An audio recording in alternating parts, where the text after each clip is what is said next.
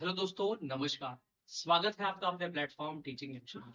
तो दोस्तों, आज के सेशन का जो मुद्दा है, बेसिकली बात है कि बीपीएससी बिहार शिक्षक भर्ती, चाहे टीआरई 1.0 हो चाहे 2.0 हो, दोनों शिक्षक भर्तियों में धांधलीबाजी की खबरें आ रही है कई सारी। और इस पर जांच भी चल रही है। कई सारे कोर्ट में केसेस कर दिए गए हैं। कई सारे केस आपको कोर्ट में इसके खिलाफ देखने को मिलते हैं। तो ये क्या मुद्दा है, माजरा क्या है, इन सब पर थोड़ी सी बात करते हैं। और कौन कौन से इसमें बीपीएससी टीआरई 1.0 या 2.0 कौन से शिक्षक हैं जो सेफ है या कौन से सेफ नहीं है, क्या आगे कार्यवाही हो सकती है, उन सारी चीजों को हम जानने का प्रयास करेंगे। तो आप यहाँ देख सकते हैं, नीतीश कुमार के शासनकाल में आप देखते हैं बिहार की शिक्षा व्यवस्था, जहां पर इन्होंने लगातार दो वैकेंसियां, एक बड़ी वैकेंसी बीपीएससी टीआरई 1.0 और 2.0 बड़ी वैकेंसी दी गई। और इसमें पेपर लीक के तो मामले सामने नहीं आए, बट पेपर में धांधलेबाजी या कुछ गलत तरीके से जो सिलेक्शन जिन्होंने ले लिया है, उसको लेकर के कई सारे अभ्यर्थी, बिहार के ही कई सारे अभ्यर्थी, जो कि पटना हाई कोर्ट में उन्होंने इस बात को चैलेंज कर दिया है। और इसको लेकर कार्यवाही जल्द ही शुरू की जाएगी। ये सारी न्यूज जो आपको देख रहे होंगे, और ये परीक्षा रद्द होने के आसार है या नहीं, इन सब पे सब पर बात करेंगे। देखिए, अगर स्टेट गवर्नमेंट चाहे, स्टेट गवर्नमेंट के जो हाई कोर्ट के अंतर्गत है, तो अगर हाई कोर्ट से इसे अगर यहाँ पर अगर हाई कोर्ट से बर्खास्त किया जाए तो लोग सुप्रीम कोर्ट भी जा सकते हैं। लेकिन कई सारे धांधलेबाजी के मामले यहाँ देखने को मिल रहे हैं। कई ऐसे शिक्षक हैं बिहार के जो कुछ गलत तरीके से भी, या हम बात करें जिनके डॉक्यूमेंट सही नहीं है, या कुछ ऐसे तरीकों से भी वो इंटर कर गए हैं और वो वैकेंसीज में एज ए शिक्षक के तौर पर तैनात भी हो गए हैं। तो इसको लेकर कई सारे अलग अलग प्लेटफॉर्म पे टीचर्स के द्वारा इस मुद्दे को उठाया गया।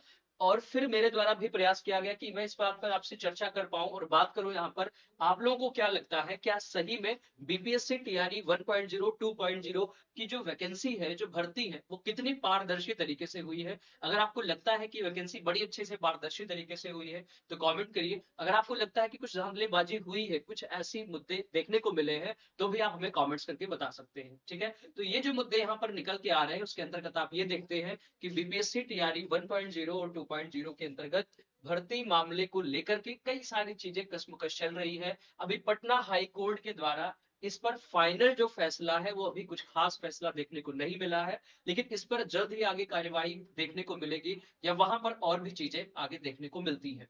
ऐसे ही एक खबरों को मैंने कवर किया था जिसमें बंगाल, वेस्ट बंगाल में, पश्चिम बंगाल में शिक्षक भर्ती को लेकर वो मुद्दा सुप्रीम कोर्ट गया था और सुप्रीम कोर्ट के द्वारा उस मुद्दे को स्टे दिया गया।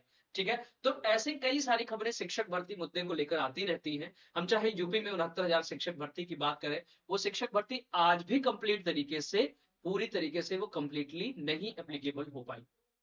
या हम बात करें यूपी में होने वाली 72,825 शिक्षक भर्ती, वो आज तक भी, वो अभी तक केस में, कोर्ट में ही उसके मामले चल रहे थे, केस हो रहे थे।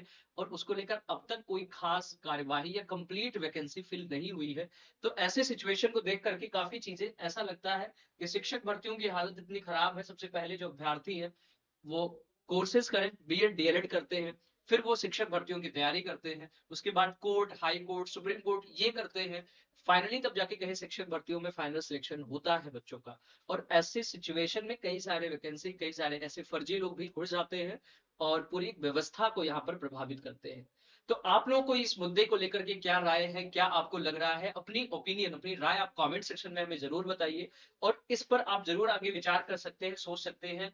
जो अभ्यर्थी बीपीएससी टीआरई 1.0 और 2.0 में सिलेक्टेड है, उनके लिए तो अच्छी बात है, बट आपको 3.0 भी प्रिपेयर करना चाहिए, एग्जाम देना चाहिए। क्या पता इन भर्तियों में आगे चलकर क्या रिजल्ट आते हैं, किस तरीके से चीजों को देखा जाए।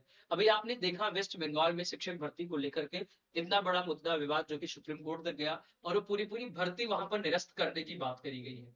तो ऐसी चीजों से आप जरूर अवेयर रहिए, जागरूक रहिए। और इसका यहाँ पर ये बताने का मोटिव यही है कि आपकी अवेयरनेस होनी चाहिए उस फील्ड में, पर्टिकुलरली जहां पे आप जिस फील्ड में कार्यरत है।